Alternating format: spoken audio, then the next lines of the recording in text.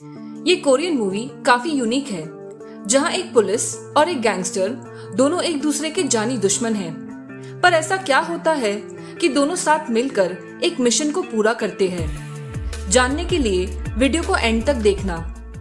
Welcome to my channel Hanaz movie land. Channel पर पहली बार आए हो तो प्लीज सब्सक्राइब करना। मूवी के स्टार्ट में हम देखते हैं इस आदमी को। ये एक सीरियल किलर था।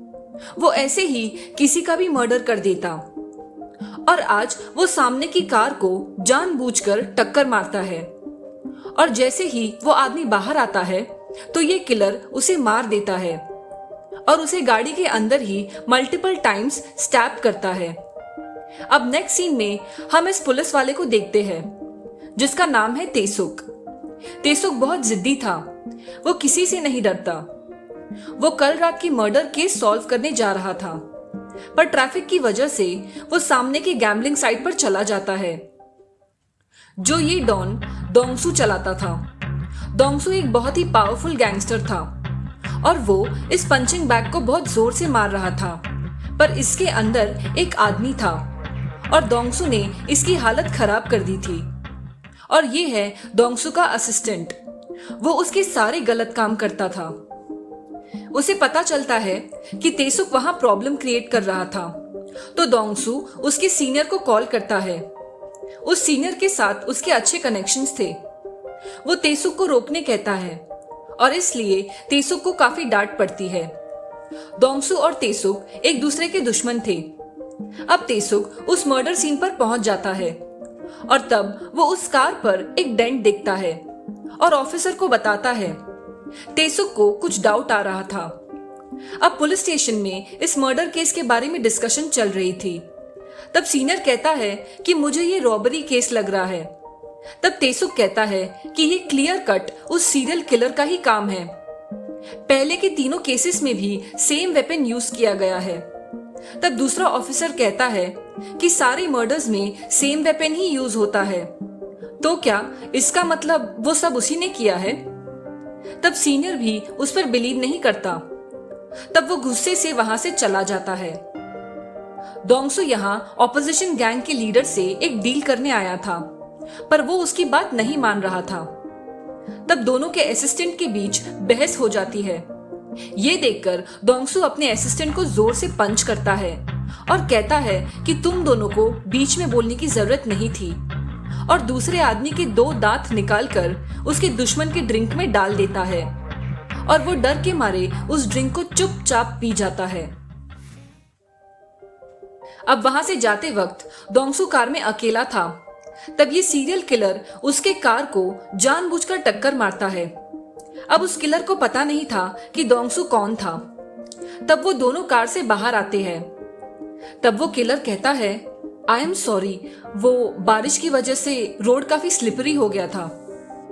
तब दोंगसू कहता है कि कोई बात नहीं, तुम जा सकते हो, क्योंकि दोंगसू एक इतना बड़ा गैंगस्टर थोड़े से पैसे के लिए उससे बहस नहीं करना चाहता था। पर जैसे ही वो टर्न करता है तब वो उस पर नाइफ से कई बार अटैक करता है, पर दोंगसू भी उसे कहां छोड़ने वाला था। ऐसी हालत में भी वो उस किलर को उठाकर पटक देता है और उसी के हाथ से नाइफ छीनकर उस पर ही अटैक करता है। तब वो किलर डरकर वहां से भागने लगता है और कार से दोंगसू को उड़ाकर चला जाता है।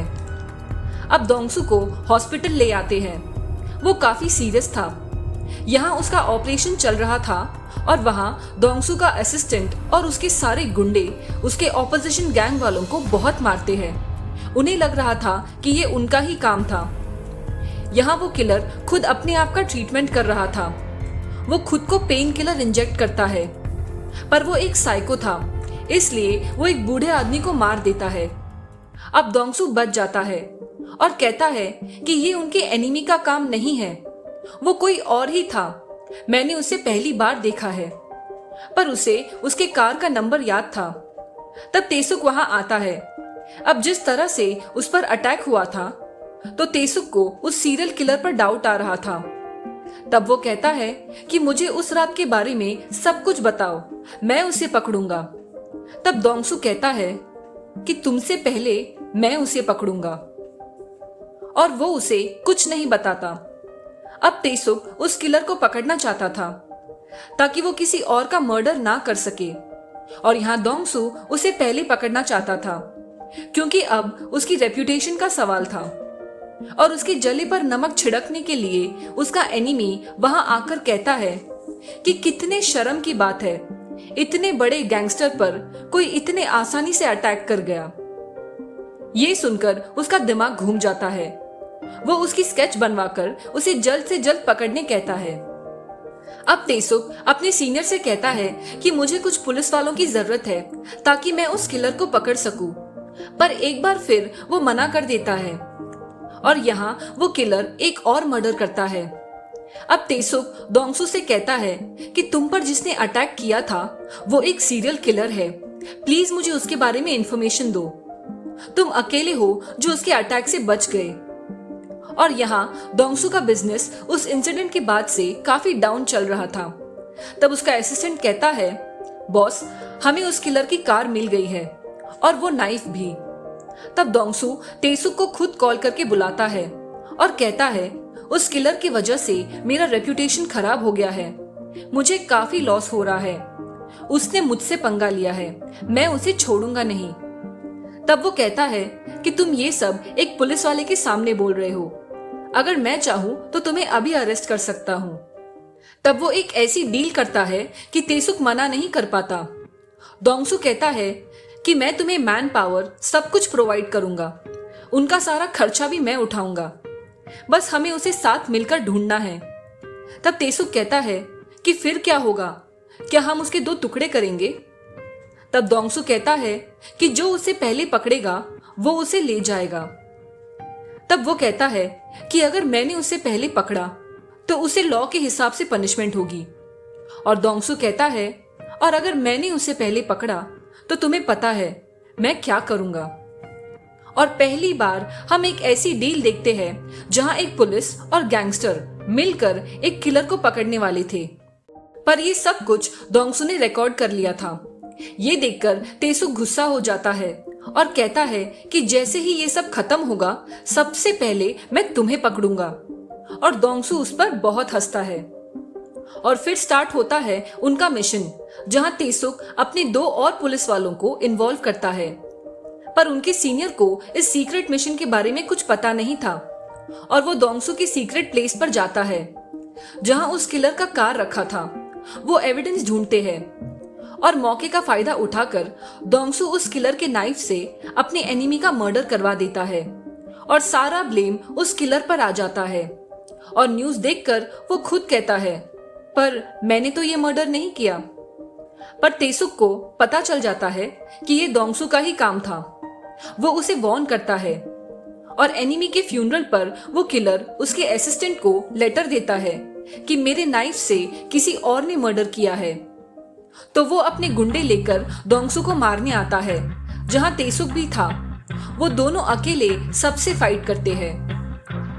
अब उस किलर ने और एक मर्डर कर दिया था। अब वो ऑफिसर उसका फिंगरप्रिंट मैच करती है और उसे डिटेल्स देती है। वो उसके घर पहुंच जाता है जहां बहुत सारी मेडिसिन और केमिकल्स थे और उसे उसका फोटो मिलता है। अब पुलिस वाले उसकी सारी डिटेल निकालते हैं और सारे गैंगस्टर और पुलिस उसे ढूंढने में लग जाते हैं। वो सब बहुत मेहनत करते हैं पर वो कहीं पर भी नहीं था। तब दोंगसू को बस स्टॉप पर एक स्कूल की लड़की मिलती है तो वो उसे अपना अम्ब्रेला देता है। वो दिल का बुरा नहीं था। तब तेसुक कहता है, बेटा ऐसे किसी स्ट्रेंजर से बात नहीं करते, ये आदमी एक गैंगस्टर है। तब वो कहती है कि मुझे तो आप ही गैंगस्टर लग रहे हो। ये सुनकर दोंगसू हंसने लगता है। अब शाम को वो सब यहाँ बैठकर ड्रिंक कर रहे थे कि टीवी पर ब्रेकिंग न्यूज आ रही थी कि एक स्कूल की लड़की का मर्डर हो गया है और वो अम्ब्रेला देखकर उन्हें बहुत गुस्सा आता है। वो वही बच्ची थी और वो सब तुरंत उस किलर को ढूंढने लग जाते हैं। पर तब वो किलर दोंगसू के असिस्टेंट पर अटैक करता है और दोंगसू उसे फॉलो करते हुए उसे ढूंढ लेता है। वो उस रूम में छुपा हुआ था तो दोंगसू दरवाजा ही तोड़ देता है और उसे काफी मारता है और अपनी सीक्रेट प्लेस पर ले आता है। पर वो किलर हंस रहा था। अब दोंगसू उसे मारने जा ही रहा था कि तब तेसुक फुल स्पीड में कार से दोंगसू को उड़ा देता है। वो कहता है, आई एम सॉरी, पर मैं एक पुलिस वाला हूँ, इसे लॉ के हिसाब से ही पनिशमेंट होगी। और वो उस किलर को पकड़कर सीधा पुलिस स्टेशन ले आता है और दोंगसू के सारे गुंडे भी पकड़े जाते हैं। और ये न्यूज वो टीवी पर देख रहा था। वो छुप जाता है। अब इन्वेस्टिगेशन में वो किलर उन्हें कंफ्यूज कर रहा था। ये देखकर तेसुक को उस पर बहुत गुस्सा आता है। वो उसे काफी मारता है। यहाँ कोर्ट में भी वो अपना क्राइम एक्सेप्ट नहीं करता। तब लॉयर कहते हैं कि अब हमें एक ऐसे विटनेस को बुलाना होगा जिस पर अटैक हुआ था। और सबके सामने आता है दोंगसू। एक्चुअली तेसुक ने सब प्रॉपर्ली प्लान किया था। उसे पता था कि वो किलर अपना क्राइम नहीं मानेगा और दोंगसू विटनेस बनने के लिए मान जाता है, पर एक कंडीशन पर। अब दोंगसू एक अकेला विटनेस बचा था, पर उसका लॉयर कहता है कि ये खुद ही एक बड़ा क्रिमिनल है। तब दोंगसू कहता है कि अगर उसने तुम्हारे फैमिली मेंबर को मारा होता तो। माना कि मैं भी गलत हूं, पर ऐसा साइको लॉयर डिजर्व ही नहीं करता। और वो सारे एविडेंस बताता है और कहता है कि मैंने भी उसके लेफ्ट साइड में स्टैब किया था और उसकी बॉडी पर वो सारे निशान मिलते हैं। और तब फाइनली उस किलर को फांसी की सजा मिलती है। अब तेसुक की प्रमोशन हो जाती है, पर दोंगसू को उसके क्राइम्स के लिए जेल होती है। और दोंगसू की कंडीशन यही थी कि वो उसी जेल में जाए जहां वो किलर भी था। अब दोंगसू को देखकर उसके होश उड़ जाते हैं, पर दोंगसू उसे देखकर बहुत खुश होता है। वो इसी दिन का तो इंतजार कर रहा था। और लास्ट सीन में हम दोंगसू के हाथ में एक रस्सी देखते हैं और मूवी यही एंड हो जाती है। आई होप आपको ये मूवी पसंद आई होगी। Please subscribe for more videos.